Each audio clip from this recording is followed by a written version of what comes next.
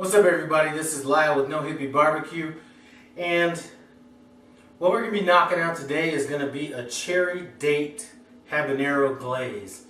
And I think this would be good on just about any kind of meat. I guess if you're going to say what it would probably be best on, would be something like beef or lamb, but I think it would be good on just about any kind of meat. So I'm going to bring you guys in and let you know what the simple ingredients are to get this knocked out. Alright guys, so this is this simple. Our ingredients we're going to be using today, well, let's start off with the star of the show. Dark sweet cherries. I would have got these fresh, but it's not cherry season, so I'm going with the frozen cherries. Shouldn't be able to tell the difference. I have some dates. I've already got the pits out of all these dates. Some red onions, and I'm using that because I want something a little bit more bold. I have some habaneros, and this is about 10 cloves of roasted garlic. We're going to need some, just a little canola oil, or any kind of oil you want. And then just a little bit of agave. I'm not sure how much I'm actually going to use of that, but I will know once we get a little bit further into this. But this is so simple.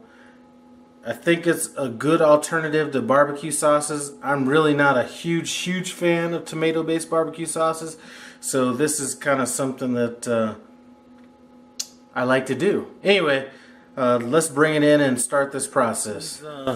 Onions kind of caramelized, and if you look back at the last video that I did when I made that peach habanero glaze, I did not caramelize them like this because I wanted that glaze to be on the lighter side. But since we're going to be doing a date and a cherry glaze, the darkness of these onions isn't going to really matter all that much. So anyway, I have my habaneros here. I'm going to go ahead and add these. And my garlic.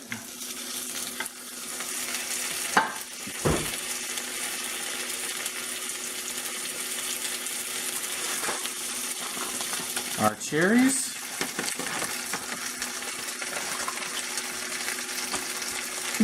And our dates.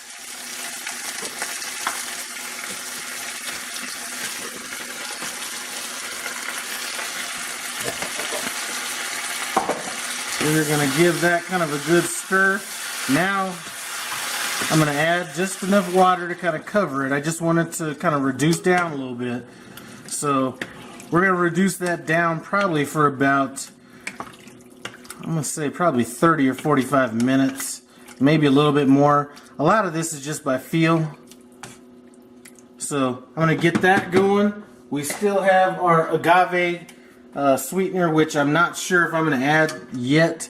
It just depends on how sweet that this comes out the way it is now. We may add some salt a little bit later, but right now our main objective is just to go ahead and reduce this. So I'm going to put the lid on this and let that go. Turn that down to a simmer, and we'll check back in once it's reduced a little bit. Cook these cherries and the dates down and the habaneros, and that's kind of what we're left with.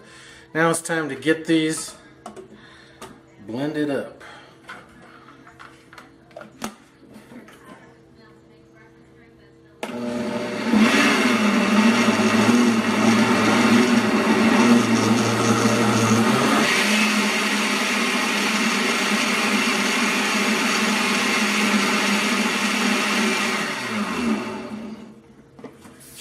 Alright, so now we have those blended up. I'm going to go ahead and return those back to the pot that we had it in.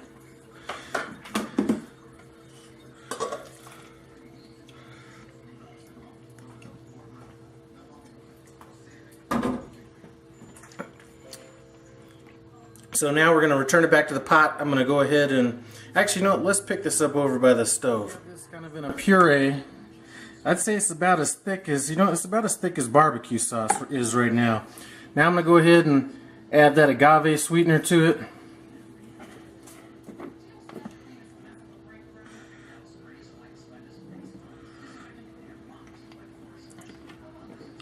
No particular amounts. This is a sauce. This is something that you got to play around with. So I'm going to cook this down a little bit, and let me see what this is tasting like.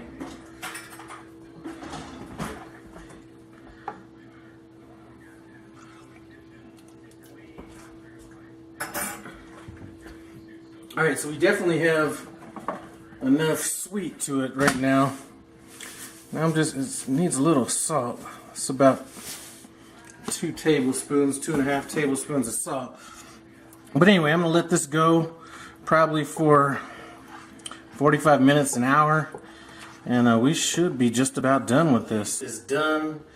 This cherry, date, habanero, garlic. You know, I did add some vinegar to that. Something was missing when I was cooking it down. I couldn't put my finger on it, and it was needing some vinegar.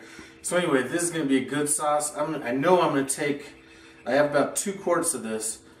I'm going to go ahead and, I might braise some short ribs in that, maybe add a little wine or something to it.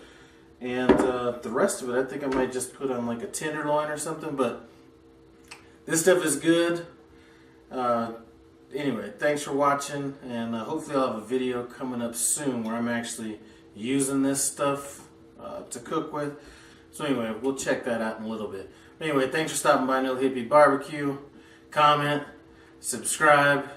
We'll check you out later.